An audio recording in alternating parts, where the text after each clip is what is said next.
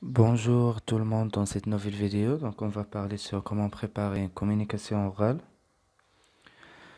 Donc voilà, imaginez la scène. Vous assistez à un colloque ou une conférence et l'on passe la parole à un jeune chercheur qui a 20 minutes pour présenter sa communication, c'est-à-dire son projet.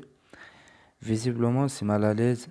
Celui-ci se raccroche à son texte et commence à lire d'une voix monocorde ou plutôt faible.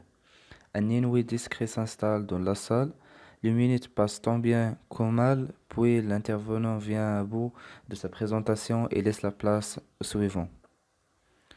Sa recherche est peut-être passionnante, mais personne ne le saura car personne n'a pu le suivre au-delà des 3 premières minutes. Avez-vous déjà vécu cela? Donc, avez-vous déjà été cet intervenant timide ou ce spectateur somnolent? Probablement, car cette scène est d'une grande banalité. On oublie souvent d'enseigner aux jeunes chercheurs comment communiquer à l'oral et il s'agit pourtant d'une compétence cruciale pour diffuser son travail et rencontrer des collègues et même pour réussir sa soutenance.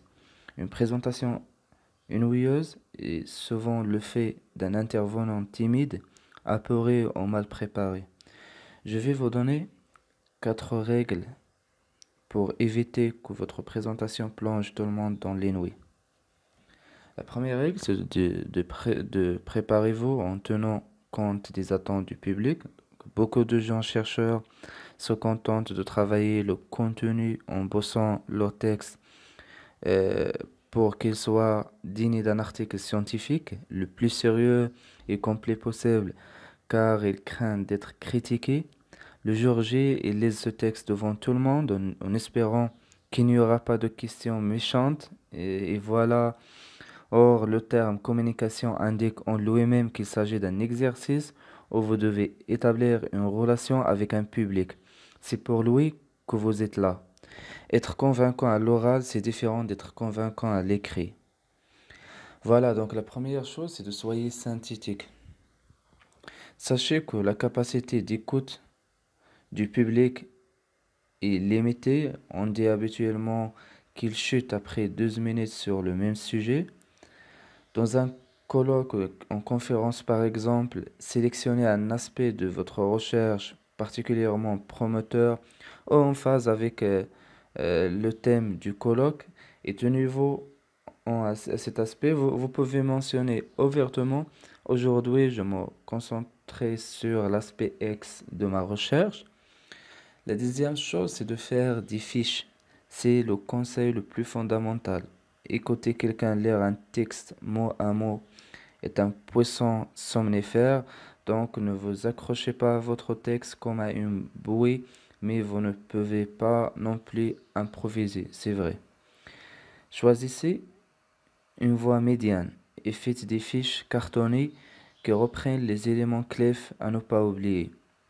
Par exemple, vous voulez dire que vous travaillez sur l'absentéisme des élèves des écoles primaires et que votre travail de terrain est basé sur des entretiens. Vous écrivez ma recherche, absentéisme scolaire, école primaire, méthode entretien sur la fiche. Ça suffira. Vous n'oublierez rien. Et ça vous forcera à parler spontanément. Et faites attention, le PowerPoint, si vous en avez un, ne doit pas servir de fiche. Il contient seulement des illustrations au mot-clé. L'autre chose, c'est de répéter chez vous à voix haute. Donc, avec vos fiches, au moins 2 fois, vous connaîtrez mieux votre intervention, vous serez moins stressé et vous saurez combien de temps il prend réellement. Sachez qu'il vaut mieux qu'il soit un peu trop courte que trop long.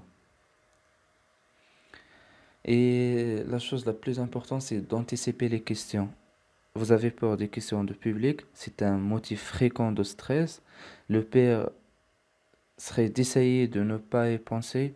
Au contraire, faites 2 colonnes. Dans la première, mettez les questions que vous voudriez bien qu'on vous pose.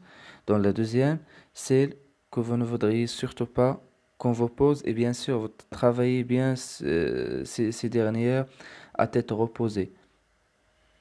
Sachez que, surtout pour une recherche en cours, vous pouvez aussi répondre je ne sais pas. Quand vous ne savez pas, votre honnêteté sera appréciée. La deuxième règle, c'est de faire baisser la pression.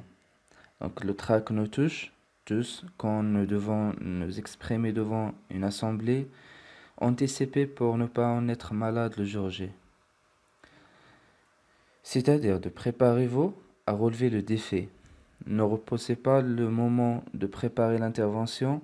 Mieux vous aurez répété votre intervention à l'avance, mieux ça vaudra. Et la veille au soir, vous pourrez vous défendre en faisant une autre activité plus ludique.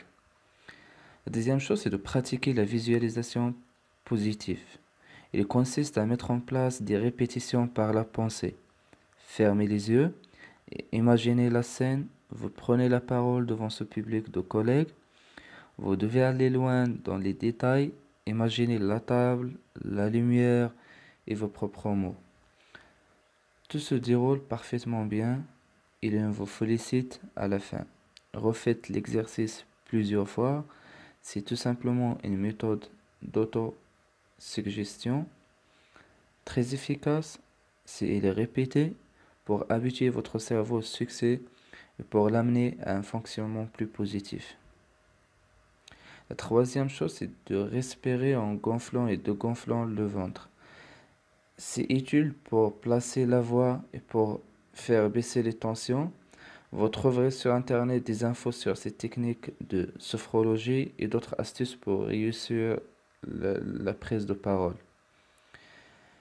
La quatrième chose, c'est d'expérimenter les méthodes naturelles pour faire baisser l'appréhension si elle est trop forte. L'homéopathie, phytothérapie, fleurs de bâche, huile essentielle, trouvez celle qui vous convient. Et d'accepter un inconfort passager, donc vous ne pourrez pas supprimer toute trace d'émotion. Si c'est naturel, il diminuera à mesure que vous avancez dans votre exposé. La troisième règle d'or, c'est d'établir le contact avec l'assistance.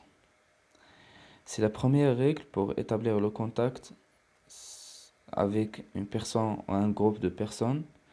Certes, le modérateur a déjà dit qui vous étiez et quel était le titre de votre intervention, mais il est important que vous refassiez vous-même cet exercice de façon plus personnelle. Je suis Monsieur X et cela fait 2 ans maintenant que je travaille sur le thème Y et Z au sein du laboratoire ABC. Mon travail de terrain touche à sa fin. J'analyse les données en ce moment. Aujourd'hui, je voudrais vous parler de etc. Si vous êtes très angoissé à l'idée de parler en public, la présentation peut être le moment de faire baisser la tension. Par exemple, vous êtes étranger et vous avez un accent et cela vous inquiète. Dites-le en souriant. Je suis chinois et quand vous le remarquez, j'ai un accent. J'essaierai de m'exprimer le plus clairement possible. Vous obtiendrez des sourires d'encouragement et cela commencera sous de bons auspices. La deuxième chose, c'est d'annoncer le plan de votre exposé. Cela évitera au public de se sentir perdu.